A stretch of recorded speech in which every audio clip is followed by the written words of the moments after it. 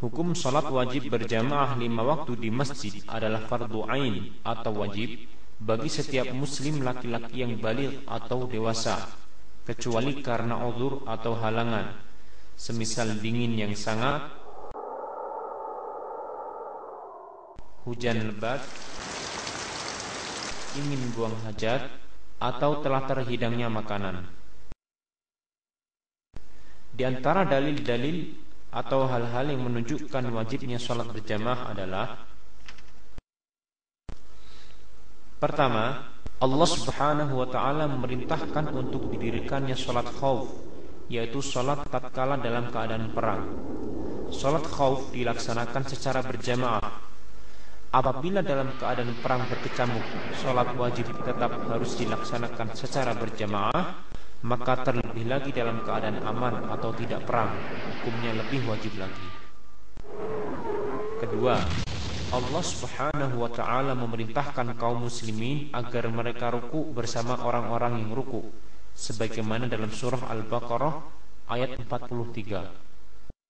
وَأَقِيمُوا الصَّلَاةَ وَآتُوا الزَّكَاةَ وَارْكَعُوا مَعَ الرَّاكِعِينَ.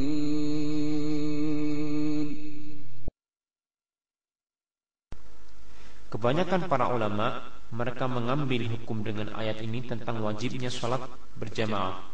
Hal ini dijelaskan dalam tafsir Ibnu Katsir. Ketiga, ancaman Rasulullah sallallahu alaihi wasallam bagi laki-laki yang tidak menghadiri sholat berjamaah, yaitu Rasulullah sallallahu alaihi wasallam akan membakar rumah-rumah mereka. Di samping itu Rasulullah sallallahu alaihi wasallam juga tidak memberikan keringanan bagi seorang yang buta yang ia mendengar panggilan azan untuk tidak menghadiri sholat jamaah, padahal ia seorang yang buta dan tidak memiliki penuntun yang membimbingnya ke masjid.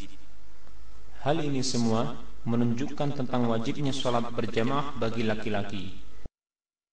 Adapun wanita, maka rumah-rumah mereka jauh lebih baik dari masjid. Mereka diperbolehkan mendatangi sholat jamaah dengan syarat mereka menutup aurat dan tidak memakai wangi-wangian. Suami-suami mereka tidak boleh melarang mereka mendatangi masjid jika mereka telah memenuhi syarat tersebut. Namun demikian, sebaik-baik tempat sholat bagi wanita adalah rumahnya.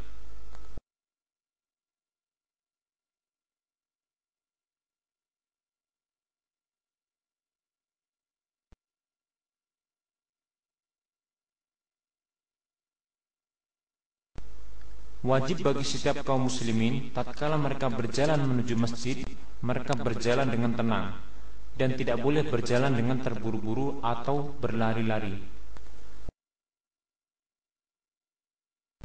Allahumma ij'al fi qalbi nuran wa fi lisani nuran waj'al fi sam'i nuran waj'al fi basari nuran waj'al min khalfi nuran ومن أمامي نورا واجعل من فوقي نورا ومن تحتي نورا اللهم أعطني نورا.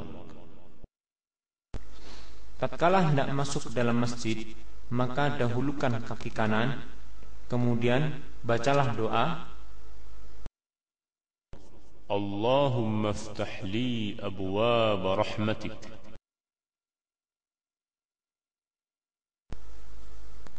Adapun tatkala keluar dari masjid, maka dahulukan kaki kiri dan bacalah doa,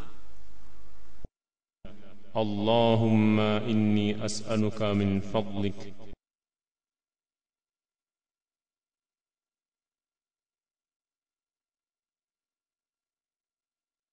Wajib bagi imam untuk tidak memulai salatnya sampai shaf menjadi lurus, baik ia meluruskannya sendiri atau ia menyuruh orang lain untuk meluruskan shaf tersebut.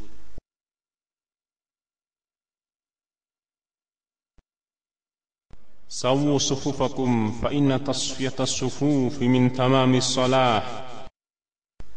Lurusnya shaf yaitu dengan menempelkan bahu dan tumit sebagaimana dalam hadis berikut ini.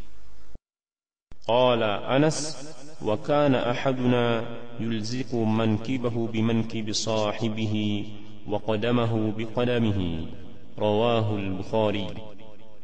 وقال النعمان رأيت الرجل منا يلزق كعبه بكعب صاحبه رواه البخاري.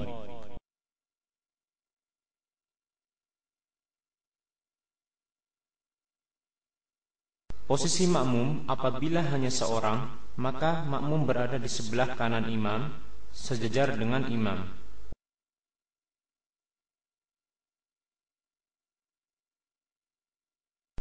Adapun jika makmum 2 orang atau lebih, maka berdiri di belakang imam.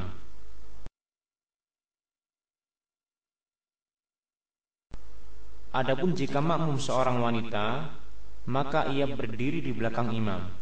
Sebagaimana sebuah hadis dari Anas bin Malik bahwasanya Rasulullah sallallahu alaihi wasallam pernah salat mengimami Anas dan ibunya atau bibinya, maka Anas berkata, فأقامني عن يمينه وأقام المرأة خلفنا رواه مسلم.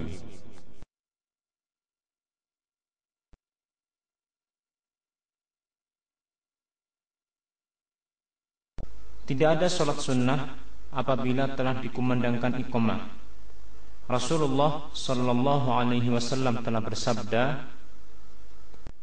إذا أقيمت الصلاة فلا صلاة إلا المكتوبة رواه مسلم. Jadi, apabila telah dikumandangkan iqamah, maka wajib bagi orang yang sedang melaksanakan sholat sunnah untuk membatalkan sholatnya, walaupun ia hampir selesai, karena adanya larangan dari Rasulullah sallallahu alaihi wasallam tersebut.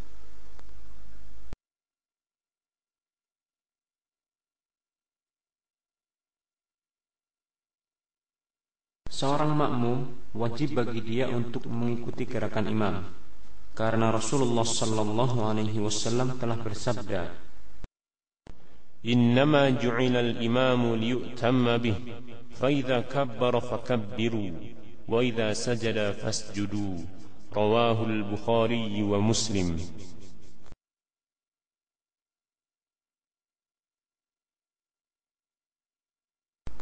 Makmum yang masbuk atau terlambat, maka dia bertakbir kemudian langsung mengikuti gerakan imam. Allahu Akbar. Karena Rasulullah sallallahu alaihi wasallam telah bersabda,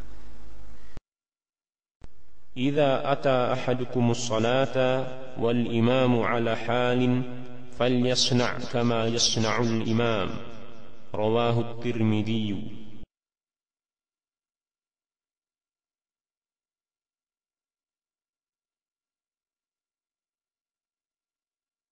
Setelah salam, Rasulullah sallallahu alaihi wasallam membaca istighfar sebanyak 3 kali. Astaghfirullah, astaghfirullah, astaghfirullah. Kemudian beliau sallallahu alaihi wasallam membaca doa, Allahumma antas salam wa minkas salam tabarakta ya dzal jalali wal ikram. Setelah itu beliau sallallahu alaihi wasallam membalikkan badannya ke arah makmum.